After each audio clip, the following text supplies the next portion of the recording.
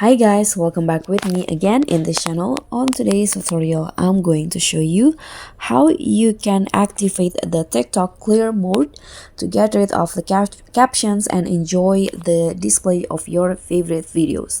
So as you guys can see here, I have this video that on my FYP on TikTok, and if you click on this see more, you can see that the captions got have too much so this video have too much captions on the screen, so I cannot enjoy the video when I try to see it. And if you want to, you can just activate the clear mode.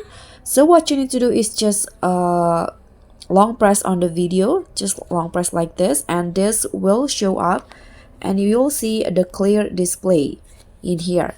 But since I'm using a screen recording now, so I cannot activate this because TikTok will ban me to record this video without the captions, so it might be ban or violate the copyright on TikTok. So you can just do that, just long press and click on clear display. You can try it.